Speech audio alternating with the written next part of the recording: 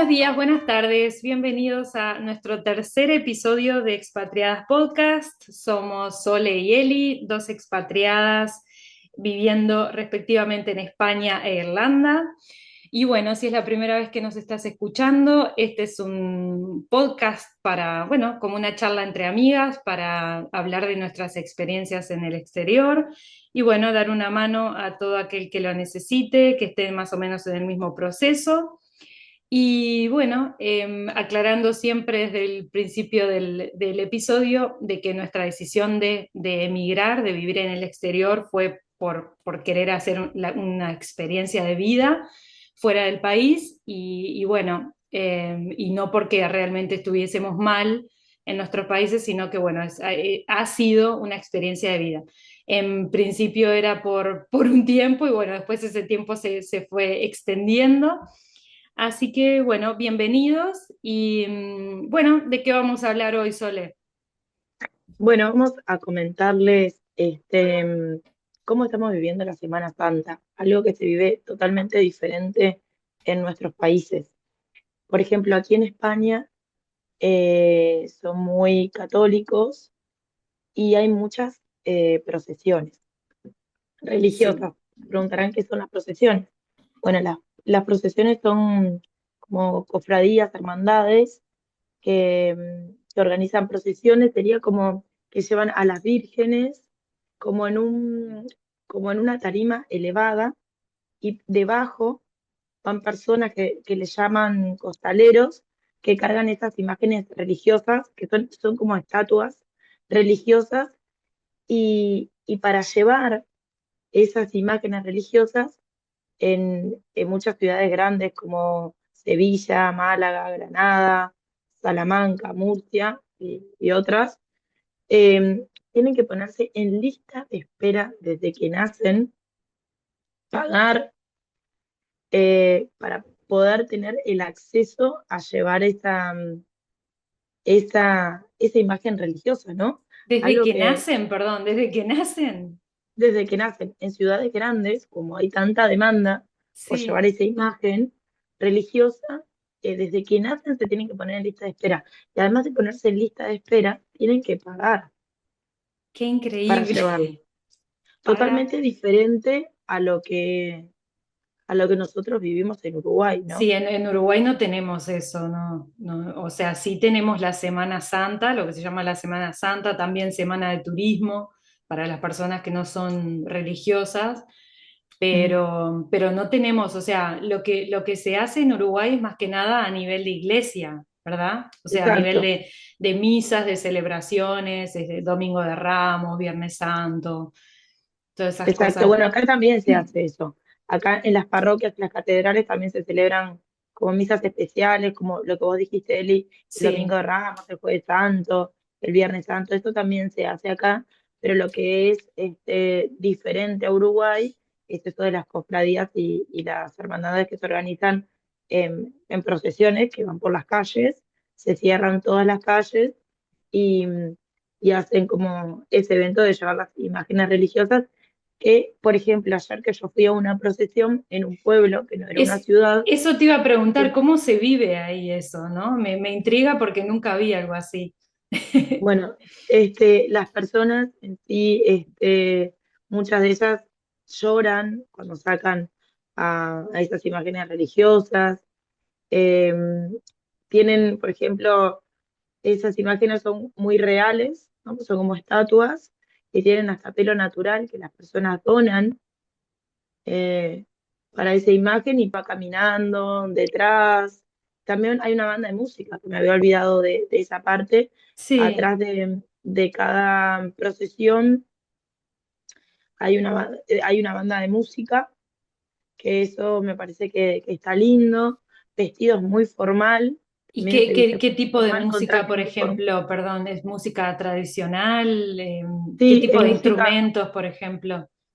todo tipo de instrumentos llevan. Ajá. Llevan, llevan flauta, llevan saxo, llevan una especie de tambor, pero es música muy tradicional, muy música de iglesia. ¿Es algo que se hace en Andalucía? Porque Sol No, está en Málaga, para el que no sabe, Sol está en Málaga, cerca de Málaga. Entonces, por eso es mi duda, si se hace en Andalucía o en diferentes partes de España, también se hace más o menos el mismo procedimiento. no, se hace en toda España. Esto Ajá. se hace en toda España, obviamente con sus diferencias, con sus diferentes imágenes religiosas, Claro, cada pero comunidad es diferente. exactamente. Claro, Y, y nada, y eso lo viven como un ambiente muy festivo, tienen comidas típicas además. Yo no recuerdo en Uruguay tener comida típica, que se no. preparan dulces típicos para Semana Santa. Hay unas que son las torrijas, los potajes de vigilia, los pestiños, bueno, todo, son comidas todas típicas, Qué bueno, este, esa parte está buena. bueno, de En Semana Uruguay Santa tenemos también. la rosca de Pascua. Es verdad, en Uruguay tenemos, me había olvidado, es verdad, en Uruguay tenemos la Rosca de Pascua. También, Solo eso, creo. también es un evento muy puntual para que en general acá en España se le dan más días de vacaciones. Entonces, bueno, obviamente jueves y viernes tienen libre, pero muchos aprovechan y se toman toda la semana. Es como un Claro, momento de juntarse la familia, ¿no? claro, claro. Sí, sí, sí. Y como les comentaba eso, van vestidos también con túnicas. eh, yo les llamo como el traje este, como el Ku Klux Klan, con ese traje Bueno, blanco, algunos celestes de convengamos que no nazarenos, le es, llaman. ¿no? No, no es. De nazarenos también. Y tiene Sí, como eso. Usan inciensos también. ajá, Y bueno, la gente eso lo toma como una festividad y, y a mí la verdad me llamó mucho la atención. Hablando con los latinos, como de la comunidad latina que hay en España, en general no gusta mucho. Uno va claro. porque, obviamente, por respeto a la cultura donde uno vive, Claro, que por era lo que acompañar a... hablábamos en el episodio anterior, que hablamos de eso, ¿no? De respetar la cultura del país al que uno emigró, tratar de, bueno, acompañar, ¿no? De la mejor manera, tratar de integrarse, pero eso no significa de que uno esté en resonancia 100% con eso, ¿verdad? Exactamente. Uno no está habituado a, a eso, ¿no? Claro, claro. Pero como comentaba, el acompañar, el vivir la experiencia, que es una experiencia distinta, es algo que por lo menos a mí y a mi familia nos gusta mucho. Claro, a nivel Eh, digamos, de intercambio cultural, ¿no? Por así decirlo, está bueno nutrirse también de otras experiencias, porque si no es como que uno vive solo de de las experiencias que uno conoce y es como que no, como que uno no se abre a conocer otras cosas, vivir otras experiencias, que eso te enriquece en todo sentido, ¿no? En la vida.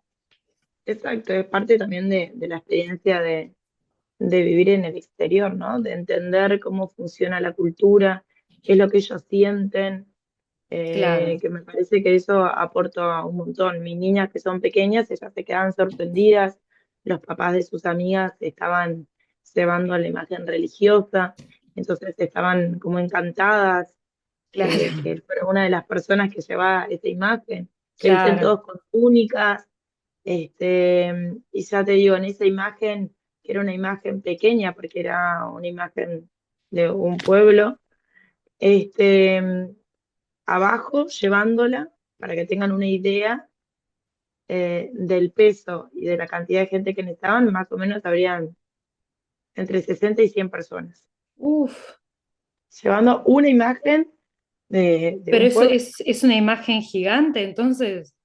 Es una imagen grande, grande, sí. Claro, yo me imaginaba algo, una estatua chica, Bueno, lo que pequeña. pasa es que no es solamente la estatua, sino que Ah, tiene como esa tarima grande claro. que, que para transportarla son como, imagínense como palos Sí, largos, arriba como la sí, tarima y la imagen mirando hacia el frente.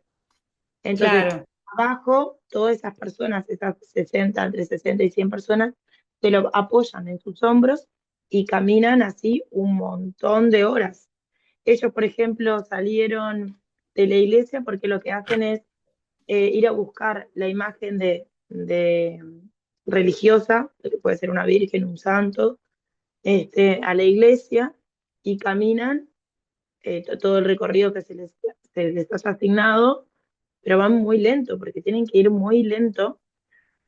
Y ya les digo, salieron a las 9:30 de la noche de la iglesia y volvían a las 3:30 de la mañana. Qué tarde se hace, ¿no? Digo, para hacer una festividad religiosa. Y estamos hablando de que es un pueblo. Sí, sí, si fuera, o sea, en las ciudades grandes, entonces es incluso capaz hasta más tarde. Sí, exactamente, porque tienen que hacer un recorrido que es bastante extenso y cada tanto van parando porque la banda y un grupo de personas les hacen un canto. Claro, Entonces ahí paran, ellos suben un poco más la imagen, la bajan, la suben, la imagen como agradeciendo, ¿no? claro, claro. Eh, es algo muy Y después, cultural ¿dónde y queda esa imagen? esa imagen, después que termina el recorrido, van a lo que se llama el encierro y lo vuelven a dejar en la iglesia. Ajá, claro. Qué increíble, ¿no? Lo que es lo que son las diferencias culturales. Estamos hablando de esto porque, bueno, estamos grabando este episodio en plena Semana Santa. Hoy es 17 de abril. Entonces, bueno, nos pareció interesante compartir cómo cada país lo vive, ¿no? En este caso, Sole está contando cómo lo viven en España, en particular ahí en donde ella está, en Málaga, cerca de Málaga. Y bueno, acá, por ejemplo, en Irlanda. Es más o menos parecido a lo que hacemos en Uruguay, que las celebraciones son más a nivel de iglesia, de misas especiales, y después, bueno, obviamente los niños tienen vacaciones. Creo que acá son 2 semanas de vacaciones y no una. No estoy 100% segura, pero me parece que sí, son 2 semanas de vacaciones. Pero después a nivel así de procesiones y eso como en España, más allá de que Irlanda es un país súper católico, por lo menos en Dublín y en los condados donde yo he estado, no he visto nada de eso. Si hay alguien escuchando que vive en Irlanda y que sabe de alguna procesión, que me diga. Yo la verdad que no, por lo que tengo entendido son solo celebraciones a nivel de iglesia. Y el domingo, o sea, en Pascua se hace es como súper importante para ellos para juntarse con la familia, hacer una cena especial. eh, y bueno, que las cenas acá son a las 2 3 de la tarde. Eh, entonces eso también es muy, muy diferente a lo que es en Uruguay. Pero sí, se vive de esa manera, digamos, ¿no? Es súper importante, pero más que nada a nivel de iglesia. Entonces, para la gente que no va a la iglesia o que no acostumbra a ir a la iglesia, es como que no tiene ese feeling bueno, de Semana Santa, como pasa en España, por ejemplo, que todo el pueblo, toda la ciudad ve la procesión. Exactamente. Pero es más parecido a lo que, como vos dijiste, Eli, a lo que nosotros vivimos en Uruguay, ¿no? Claro, en Uruguay es más a nivel de iglesia también, sí, Exacto. Ahora sí. estaba mirando un poquito lo de la cofradía de Málaga para comentarles que en Málaga hay una cofradía que es como la más popular, que llevan millones de personas, porque Málaga ahora está en un estado de que no entra un alfiler más de Me todas las personas que imagino. vienen a ver las procesiones de Málaga, que son muy populares, Sí, que se llama Cofradía de Mena. de Mena. Sí. Ah, lo voy a mirar, lo voy a mirar. Voy a buscar en internet. Me Y, intriga ver cómo hacen todo eso, ¿no? eh, y llevan 502 hombres. O sea, la cofradía tiene que ir 500 personas llevando el trono. Increíble. Es Trono le increíble. llaman. trono, Bueno, claro. 500 personas. A eso adicionalmente, y van haciendo un recorrido por las calles del centro de Málaga, del centro histórico de Málaga. Pero Sí, a eso adicionalmente van los nazarenos que acompañan la procesión. Este, también, bueno, va la Legión de Málaga. Eh, bueno, y es un despliegue, van los músicos, es un despliegue en esas calles. Imagínense en Málaga, todo cerrado, millones de personas mirando. Bueno, esa es la cofradía como una de las populares de Málaga, pero hay un sí. montón más. Imagínense la cantidad de gente que hay, no se puede caminar. Para llevar ese trono tienen que pagar, que si no me equivoco hay como ronda más o menos una suscripción para suscribirte a la congregación de Mena de 20 euros y luego no quiero mentir, pero alrededor de entre 20 y 100 euros es lo que se tiene que pagar para poder llevar la cofradía. O sea, cada persona que lleva el trono, digamos, tiene que pagar eso. Exacto, más o menos es eso. Y es una suscripción, o sea que lo pagan mensualmente, ¿por cuánto tiempo? Esto no sabría confirmarte por cuánto tiempo, Sí, pero esto para ser parte de la congregación de Mena. Luego, si vos claro, querés pagar para llevar el trono, es un costo aparte. claro. Y a qué, o sea, qué destino tiene, digamos, todo ese, toda esa plata, ese dinero que la gente invierte? ¿Es para la Bueno, iglesia? Supongo. esto quien lo sabe es la iglesia, pero Claro. es para la iglesia, Sí, y bueno, como siempre dicen las iglesias, es bueno, para mantener la iglesia, bueno, es un donativo, ¿no? Es claro, un donativo que tiene un precio justo, o sea, claro. puntual. Sí, ok, sí, sí, sí. Increíble, ¿no? Cómo todo se vive de manera diferente, ¿no? Dependiendo del país donde uno esté. Y bueno, si quieren contarnos en comentarios cómo cada uno vive la Semana Santa en el país donde esté, estaría buenísimo que lo compartan. Y bueno, y otra cosa otro tema que queríamos tocar hoy, además de la Semana Santa, es, por ejemplo, de cómo uno llega a estar ya cuando está afianzado, digamos, cuando está ya con las raíces, digamos, puestas, por así decirlo, en el país donde emigró luego de unos años. Eso depende, hay gente que le lleva 3 años, hay gente que le lleva 5, hay gente que nunca se llega a establecer, digamos, por completo en el país donde emigró. Pero queríamos hablar de cómo una vez que uno ya como que se adaptó al país donde está, cómo después vienen otro tipo de situaciones, ¿no? De cosas que a veces uno en los primeros años no pensaba y que después cuando ya uno está asentado, digamos, asentado, ya es como que esas cosas surgen, ¿no? Escuchaba hace poco a una chica en YouTube que hablaba de eso, hablaba de que ella hacía 5 años que había emigrado de España a Bélgica y cómo al principio ella decía que estaba en modo supervivencia, porque tenía que conseguir, cuando recién llegó, tenía que conseguir el trabajo, adaptarse al idioma, generar una rutina, ¿no? Alquiler, bueno, todo lo que implica. Y que todo eso, claro, en los primeros años, que era lo que hablábamos Sole en el capítulo anterior, de que muchas veces a uno le lleva un año entero adaptarse, o sea, o empezar a tener una rutina, digamos, ¿no? Empezar a tener una rutina te puede llevar un año entero, que a partir del año recién como que uno se establece con una rutina, ¿no? Entonces esta chica lo que decía es eso, de que los primeros años es de supervivencia, son de supervivencia, o sea, uno se va adaptando, trata de encontrar su rutina, trata de encontrar lo que le haga sentir mejor, pero ¿qué pasa después de pasado cierto tiempo, ¿no? Después de 3, 4, 5 años en el caso de esta chica, después de 13 años en mi caso, por ejemplo, ¿qué pasa cuando uno ya está establecido en el país donde emigró?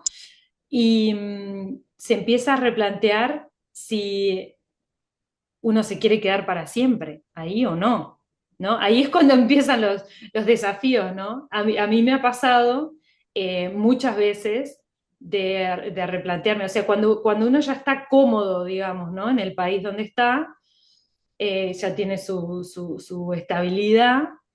Ahí es cuando uno empieza, como que empiezan a surgir otros sentimientos que antes, por estar en ese modo supervivencia, en modo de aprender un montón de cosas, de establecerse, de insertarse en la sociedad, de tener trabajo, de aprender el idioma, todo eso, cuando todo eso ya pasa, es cuando entramos, digamos, en nuestra zona de confort en el país donde emigramos. Y ahí es cuando empiezan a venir estas cuestiones a nuestra cabeza, ¿no?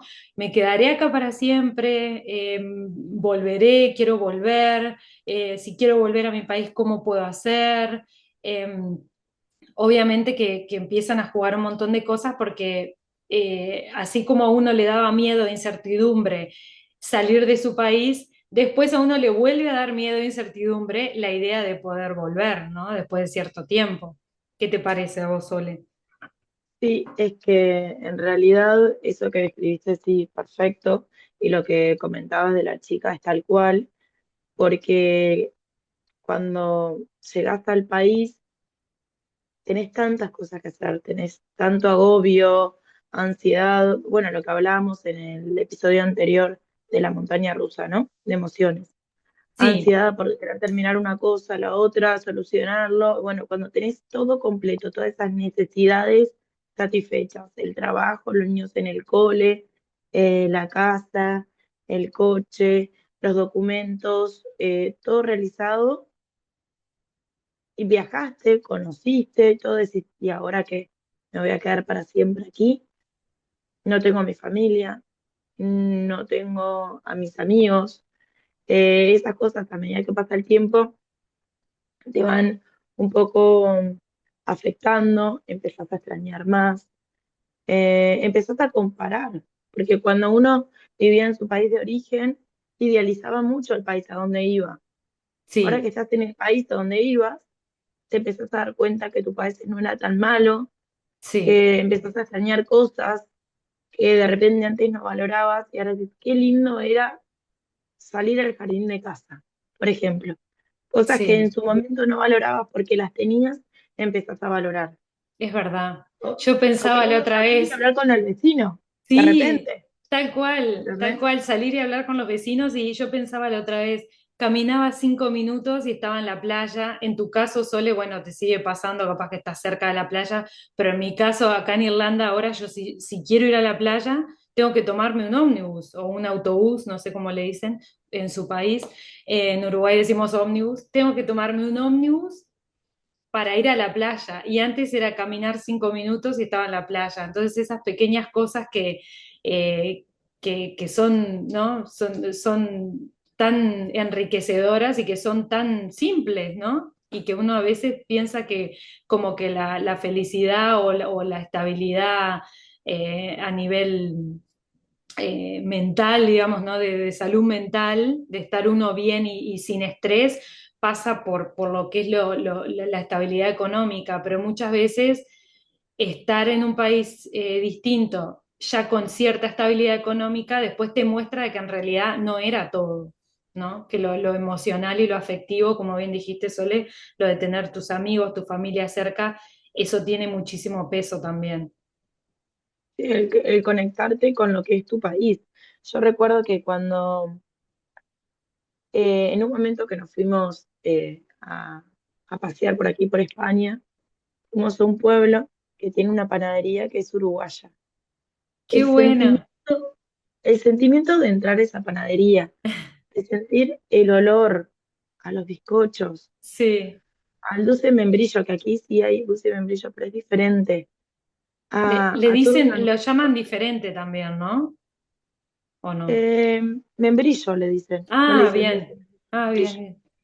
Este, y eso como que te transporta a tu país de origen. Y yo no le puedo explicar, tenía como un sentimiento de, qué lindo este olor, qué lindo, me siento en casa. Sí, sí, Y tal creo cual. que a todos nos pasa esto de todos los olores, el olor ese que era diferente de nuestras panaderías, la gente que atendían eran uruguayos, la calidez nuestra, no es que Sí, no sean sí, cálidos, acá la gente es súper cálida y siempre lo digo, siempre nos recibieron súper bien, tratando de ayudar, sí, pero es pero lo nuestro, es es diferente, en nuestra sí, tierra. es diferente, totalmente, Entonces totalmente. en esos pequeños detalles te das cuenta que sí, que un poco extrañas. Sí, a mí me pasó acá en Dublín que hay un almacén argentino en el centro y para mí ir ahí solo a conversar con los chicos que están ahí, que son argentinos obviamente, conversar con los chicos y comprar alfajores y yerba para el mate y todo eso, era como un pedacito de Sudamérica ahí en el centro de Dublín, ¿no? Y eso estaba buenísimo. Es que uno, exacto, porque uno no puede eh, olvidarse. Creo que nadie se olvida de dónde viene ni de su pasado. Y las cosas que le dan felicidad es lo que toda la vida nosotros crecimos en este país, lo que nos arraigaba a nuestro país. Y eso es lo que Exacto. hoy, estando afuera, nos da esa felicidad, ¿no? Exacto.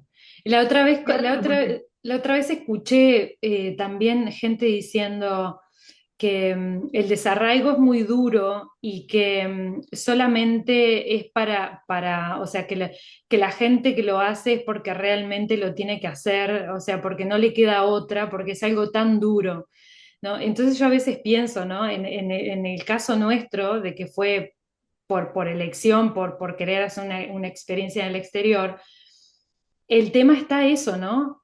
Hasta, o sea, es una experiencia en el exterior, o sea, porque nosotros no estábamos mal en nuestro país, pero ahí está la interrogante, ¿no? Esa experiencia, ¿hasta cuándo es? ¿No? Cuándo uno tendría que volver? y yo creo que uno tiene que volver cuando sienta que tiene que volver.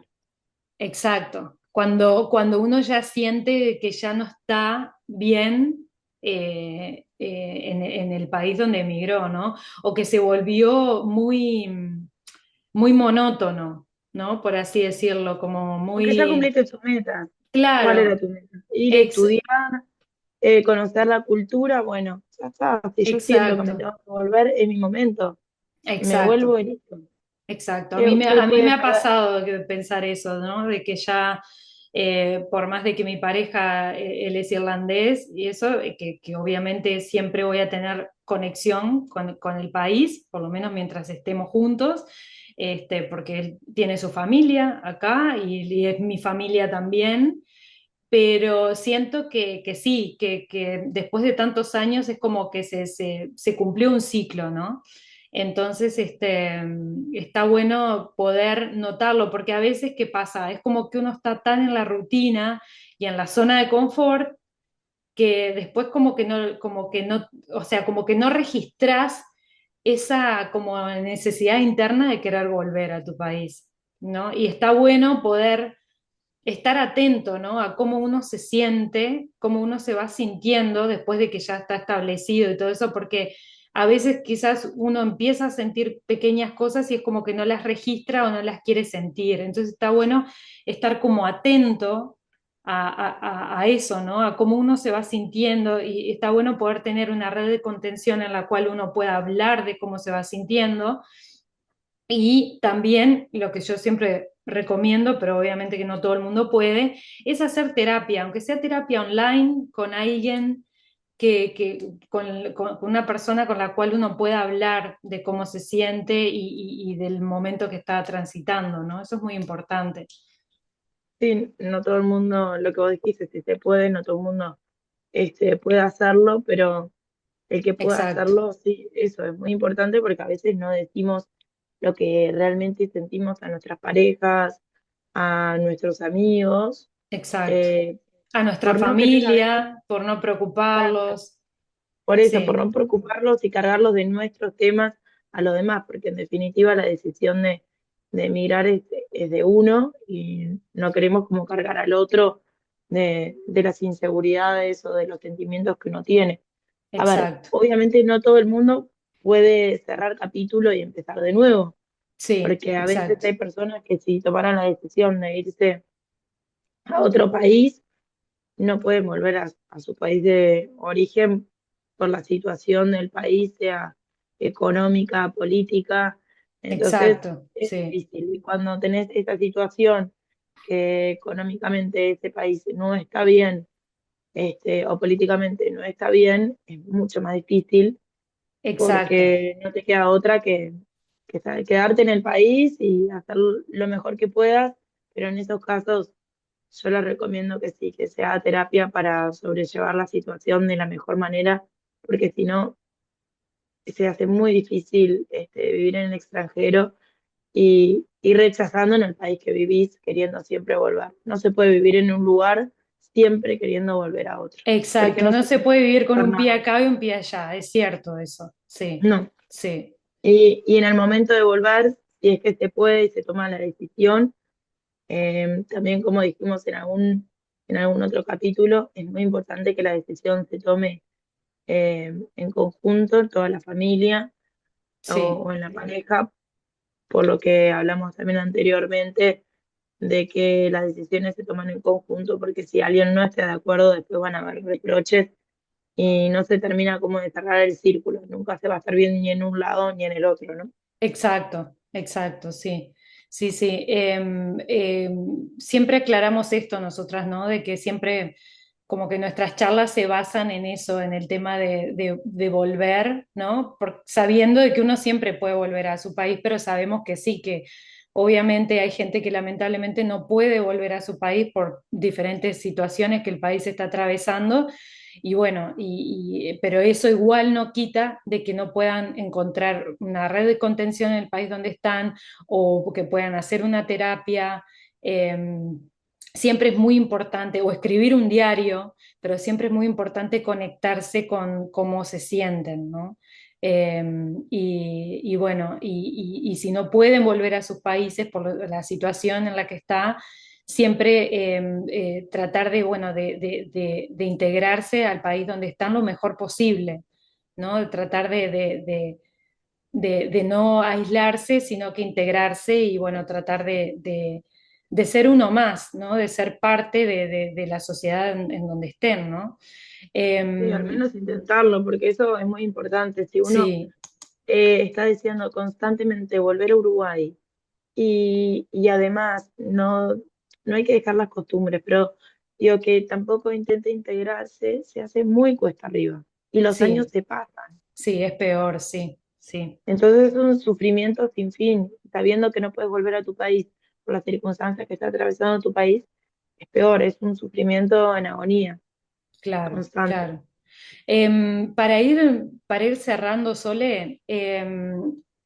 estaría bueno hablar también de que es algo que he visto que se habla mucho también a nivel de inmigración o emigración, es a la hora de volver o cuando hay familias que se plantean volver, hay familias que piensan que si se vuelven, que no le van a poder dar las mismas comodidades a sus hijos. Y entonces lo que podríamos dejar para el siguiente episodio quizás sería tratar este tema de, bueno, ¿qué pesa más? ¿La estabilidad económica o la estabilidad mental? ¿No?